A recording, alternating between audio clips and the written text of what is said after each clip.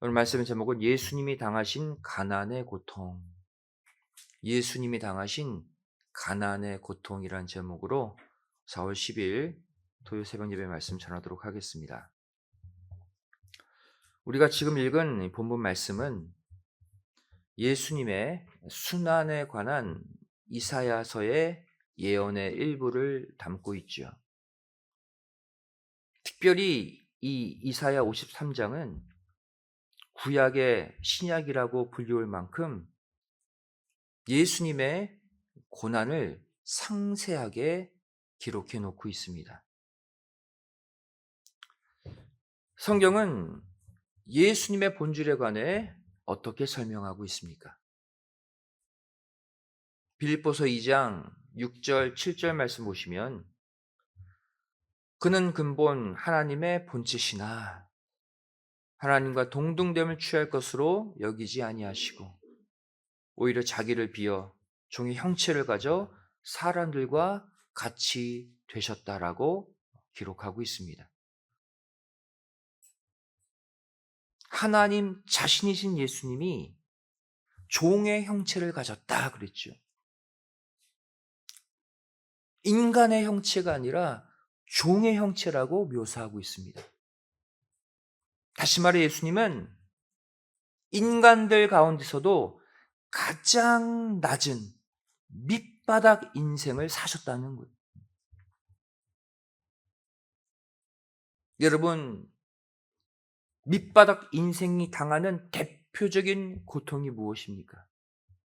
바로 가난의 고통과 질병의 고통이에요.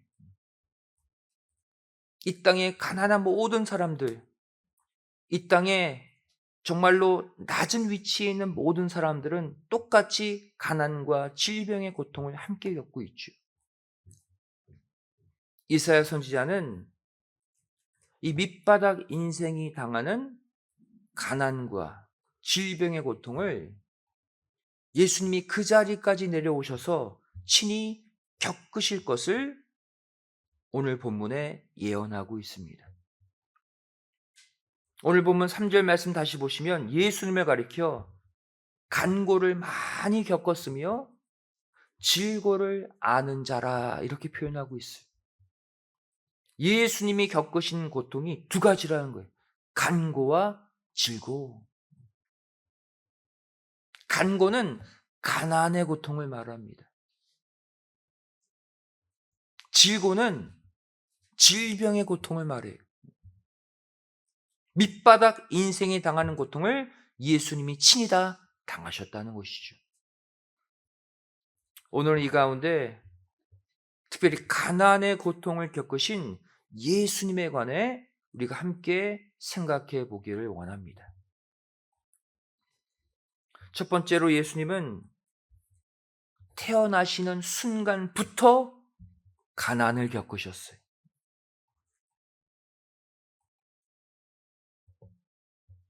성경 보시면 예수님이 탄생할 그 시점에 당시 여관의 방이 없어서 말구유에서 태어나셨다라고 기록하고 있죠. 누가복음 2장 7절 말씀 보시면 맏아들을 낳아 강보로 싸서 구유에 뉘었으니 이는 사관에 있을 곳이 없음이로라. 여러분 아무리 이 땅에 가난해도 그 집에서 태어납니다. 아기들은. 어느 아기가 마구간 말밥통에서 태어납니까? 예수님은 태어나는 그 순간부터 정상적인 인간 이하의 환경에서 시작하신 거예요. 또한 이 당시 요셉은 모세의 법대로 결례를 행하되 레위기 12장 8절의 율법대로 가난한 자들이 드리는 비둘기나 반구로 제사를 드렸습니다. 그 가정이 가난했다는 거예요. 누가복음 2장 22절부터 24절의 말씀을 보시면 모세의 법대로 결례의 날이 참에 아기를 데리고 예루살렘에 올라가니 이는 주의 율법에 쓴 바 첫 해에 처음 난 남자마다 주의 거룩한 자라 하리라 한 대로 아기를 주께 드리고 또 주의 율법에 말씀하신 대로 비둘기 한 쌍이나 혹 어린 반구 둘로 제사하려 함이더라. 구약 율법을 보면 결례 예식을 행할 때 가난한 자가 바치는 제물이 비둘기 반구였어요. 실제로 예수님의 아버지 요셉의 직업은 목수죠. 목수는 당시 가장 천한 직종으로 알려져 있었어요. 가장 돈을 못 버는 직업이 목수였어요. 마가복음 6장 3절 말씀 보시면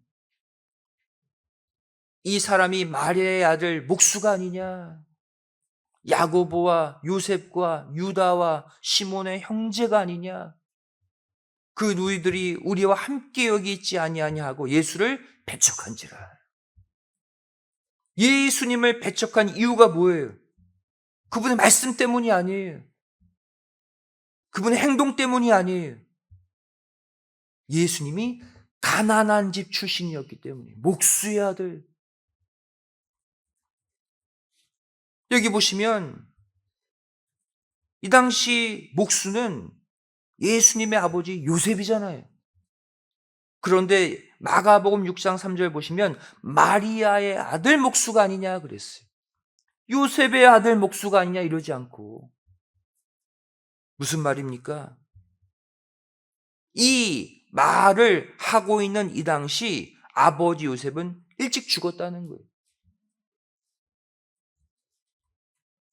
예수님께서 홀 어머니를 모시고 살고 있었음을 알 수 있습니다. 그래서 요셉 대신 마리아의 아들 목수 예수라고 말하고 있는 거예요. 엎친 데 덮친 격이죠.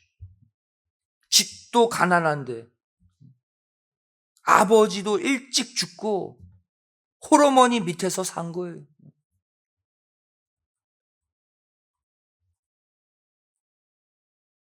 두 번째로 예수님은 반세겔 낼 돈조차 없으셨습니다. 그만큼 가난하셨어요. 마태복음 17장 24절 말씀 보시면 가버나움에 이르니 반세겔 받는 자들이 베드로에게 나와 가로되 너의 선생이 반세겔을 내지 아니하느냐. 당시 반세겔은 성전세예요. 최소한의 성전을 향한 세금이죠. 그 반세겔을 낼 돈조차 예수님이 없으셨다는 거예요. 못 내고 있었던 것이죠. 마태복음 17장 27절 말씀 보시면 그러나 우리가 저희로 오해케 하지 않기 위하여 내가 바다에 가서 낚시를 던져 먼저 오르는 고기를 가져 입을 열면 돈 한 세겔을 얻을 것이니 가져다가 나와 너를 위하여 주라 하시니라. 베드로에게 예수님이 명령하시는 장면이죠. 물고기 입에서 한 세겔을 꺼내어서 너와 나를 위해 반 세겔씩 내라 그랬어요. 이 말은 이 당시 베드로도 반 세겔을 낼 돈이 없었다는 거예요. 예수님이나 제자들이나 다 가난했어요. 세 번째로 예수님 주변에는 부자가 한 명도 없었고 단지 여자들 몇 명이서 예수님과 제자들을 공양했다는 사실입니다.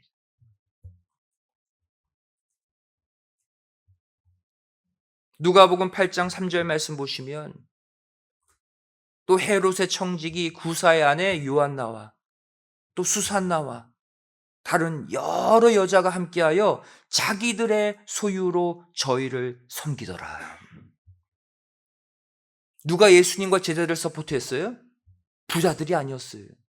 예수님이 돈이 없어도 부자들이 도와주면 괜찮잖아요. 아무도 예수님을 도와주지 않았어요. 이 당시 남녀 차별이 심했던 유대 사회에서 여자들이 돈이 있으면 얼마나 있었겠습니까? 그들의 도움으로 예수님이 연명하셨어요. 네 번째로 종교 지도자들의 출교 협박으로 당시 예수님께 냉수 한 그릇 주는 자가 없었습니다.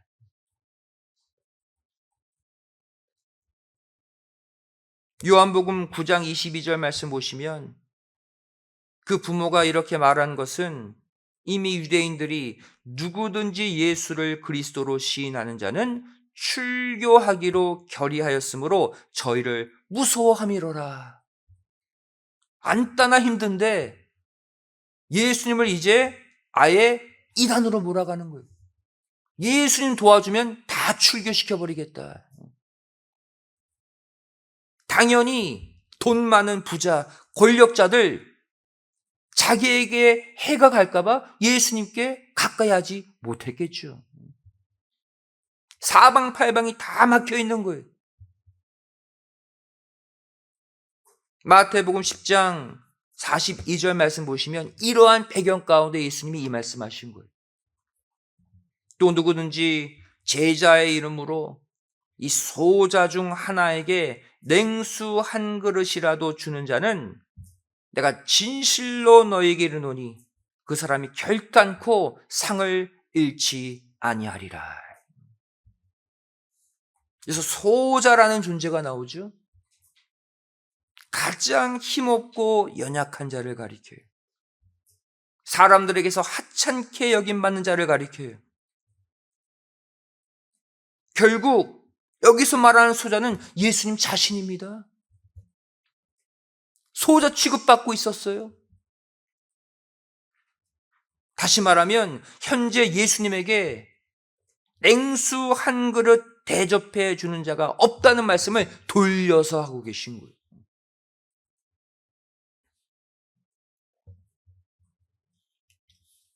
성경 보시면 유대인의 관원이자 바리새인 가운데 하나, 대단한 종교적 위치를 갖고 있던 니고데모라는 사람이 나옵니다.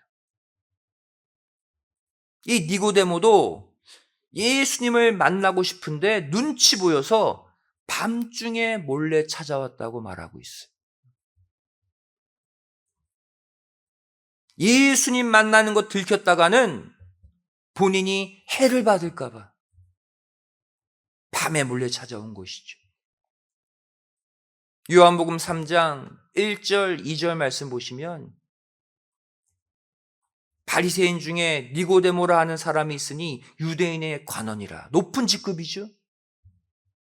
그가 밤에 예수께 와서 가로되 랍비여 우리가 당신은 하나님께로서 오신 선생인 줄 아나이다. 이 말 하고 싶은데 눈치 보여서 밤에 온 거예요. 또 한 부자 청년도 예수님께 호감을 보이며 찾아왔죠. 하지만 예수님이 너의 소유를 다 팔아서 가난한 자들을 도와주라, 이 말씀 듣고 슬그머니 떠나버리고 말았어요. 마태복음 19장 22절 말씀 보시면 그 청년이 재물이 많음으로 이 말씀을 듣고 근심하며 가니라. 가난한 자들 도와주라. 그 부류 가운데 누구도 속해 있어요. 예수님도. 예수님 좀 도와달라는 얘기 아닙니까? 가버렸습니다.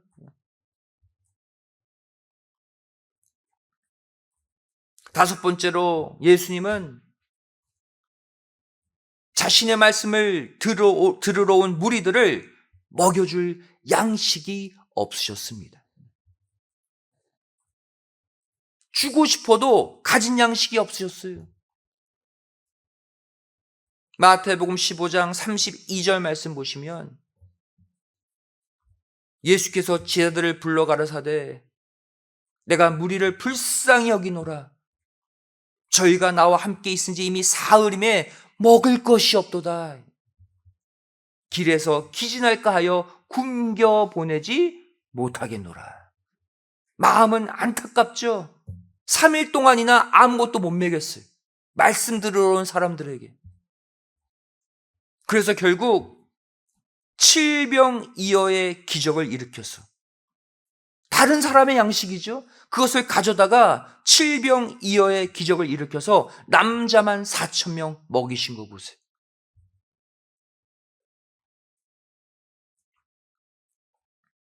여섯 번째로 고난주간 월요일 아침에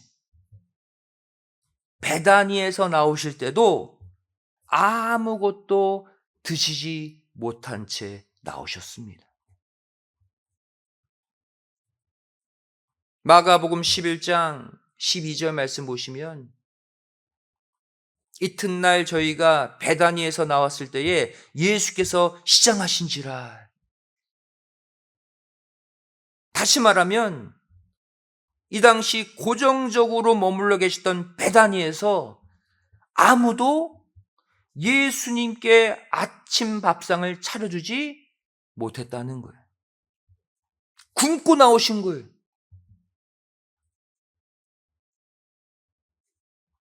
왜 그랬을까요? 이 당시 베다니에 살고 있던 자들은 자신들도 못 먹을 정도로 가난했기 때문이죠. 베다니의 뜻이 무엇입니까? 가난한 자의 집이란 뜻이에요. 병든 자의 집이란 뜻이에요. 슬픔의 집, 고통의 집이란 뜻이에요.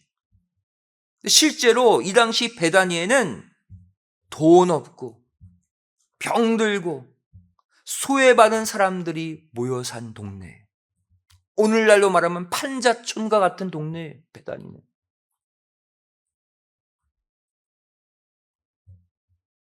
사도 바울도 훗날 성령의 감동을 받아서 예수님이 당하신 이 가난의 고통을 깨닫고 다음과 같이 고백했습니다. 고린도후서 8장 9절 말씀 보시면 우리 주 예수 그리스도의 은혜를 너희가 알거니와 부유하신 자로서 너희를 위하여 가난하게 되심은 그의 가난함을 인하여 너희로 부욕해 하려 하심이니라. 본래 예수님은 이 땅에서 가장 부유하신 자, 창조주 하나님이시죠. 모든 만물의 주인이에요. 그런데 우리를 위해 가난해지셨다. 왜? 예수님이 대신 가난하심으로 우리를 부욕해 만드시기 위해서. 이유는 이거 하나예요. 결국 창조주 예수님이 이 땅에서 겪으신 가난의 고통들은 온 인류가 당해야 될 가난의 고통을 대신 겪으신 고통이었습니다. 우리의 죄만 대속하신 게 아니고 우리의 가난도 대속하셨어요, 예수님이. 예수님이 대신 가난의 고통을 겪어주셨기에 우리가 이만큼 현재 살 수 있는 거예요.